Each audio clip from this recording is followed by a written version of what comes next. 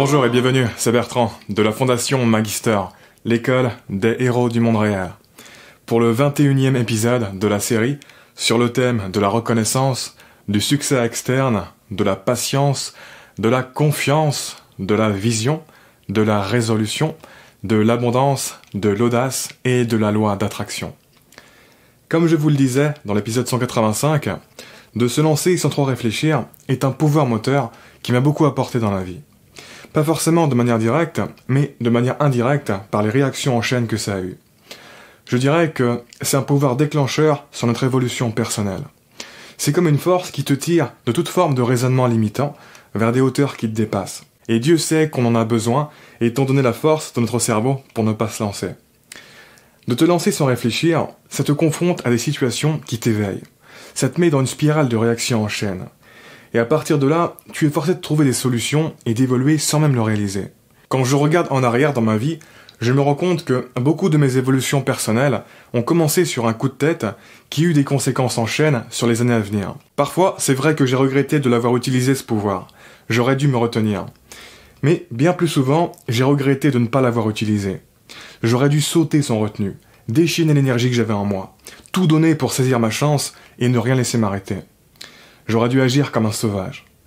Sérieusement, beaucoup des regrets que j'ai dans la vie, ils sont liés au fait que je me suis trop retenu, et que j'ai pas appliqué dans différents contextes la mentalité et l'énergie que je déploie pendant les combats, alors que j'aurais dû.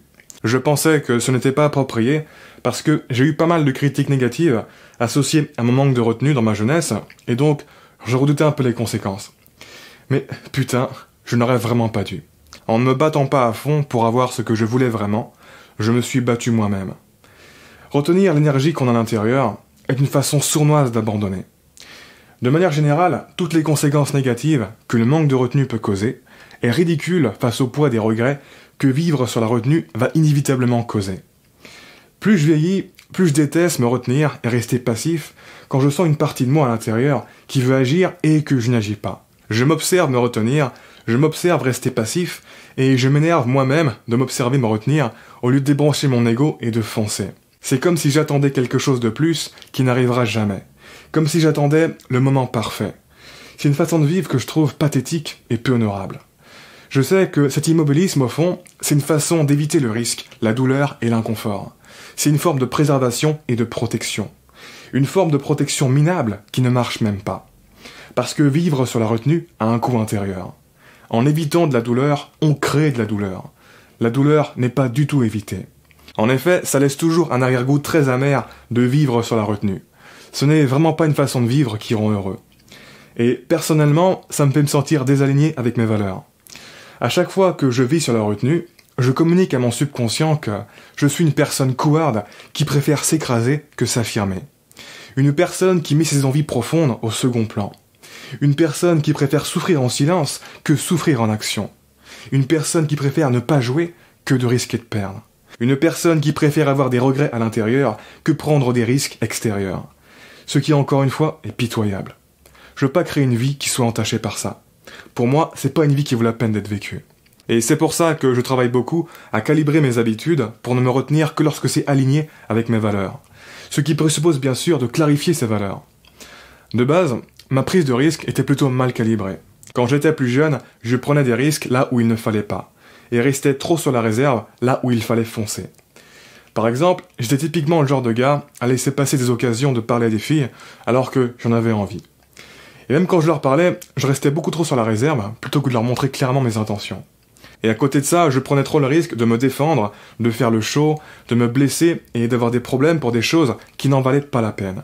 Mais depuis, j'ai cultivé une prise de risque beaucoup plus intelligente et honnête envers moi-même.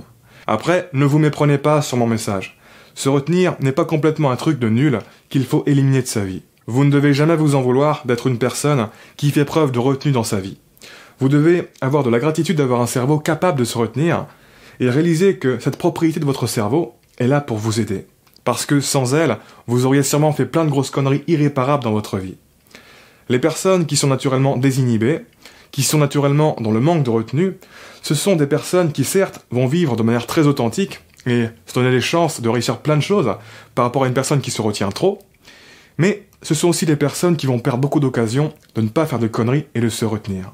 Des personnes qui ne pourront pas s'empêcher d'avoir beaucoup de problèmes dans leur vie. Parmi les personnes qui se retrouvent en prison ou qui ont des troubles du style psychopathe, sociopathe, on retrouve beaucoup cette incapacité de se retenir. Globalement, il vaut mieux avoir un cerveau qui se retient trop qu'un cerveau qui ne se retient pas assez. Parce qu'au moins, on peut s'empêcher de faire de grosses conneries. C'est plus facile d'enlever sélectivement et consciemment la retenue quand elle existe, que de créer la retenue quand elle n'existe pas. De plus, il y a beaucoup de choses pour lesquelles c'est bon de savoir se retenir. Pour avoir une vie structurée et disciplinée, ça va t'aider. Par exemple, pour te retenir de manger de la malbouffe quand tu en as envie, pour te retenir de te masturber à tout va et de vider ton énergie pour rien, etc. Et après tout, savoir se retenir, c'est très lié à la patience. Et comme je vous l'ai expliqué au début de cette série d'épisodes, la patience est une qualité extrêmement précieuse, qui éventuellement mène au succès. Mais le problème avec la retenue, c'est quand on se retient d'affirmer nos valeurs profondes, quand on laisse bêtement passer les opportunités à cause de notre hésitation, quand on se retient de tenter notre chance alors qu'on aimerait réussir, quand on repousse notre chance de réussir, quand on se retient de faire quelque chose dont on a envie, quand notre retenue nous paralyse et nous fait tout foirer, quand on procrastine plutôt que de passer à l'action. Ça, ce n'est pas de la patience. Parce que patienter implique de faire régulièrement les bonnes actions pour que le processus avance, mais de ne pas avoir besoin que les résultats arrivent tout de suite et facilement. Se retenir, c'est justement de ne pas faire les actions à faire, de rester passif, de ne pas faire les actions pour que le processus avance, et ensuite d'avoir des regrets. Une image pour clarifier ce qu'est la patience, c'est celle d'un jardinier. Le jardinier fait tout ce qu'il faut pour que ça pousse. Il plante les graines, il arrose le sol, etc. Mais à partir du moment où il a fait ce qu'il fallait pour que ça évolue correctement, il laisse patiemment les résultats arriver à leur rythme. Sur ce, on s'arrête là pour aujourd'hui, et on continue de parler de tout ça dans le prochain épisode. En attendant, je vous invite à vous abonner si ce n'est pas déjà fait, à partager cette vidéo et laisser un pouce bleu si vous l'avez apprécié, ça m'aide pour la visibilité. Quoi qu'il en soit, je vous remercie de m'avoir écouté jusqu'au bout, et je vous dis à très bientôt pour la prochaine vidéo. Ciao.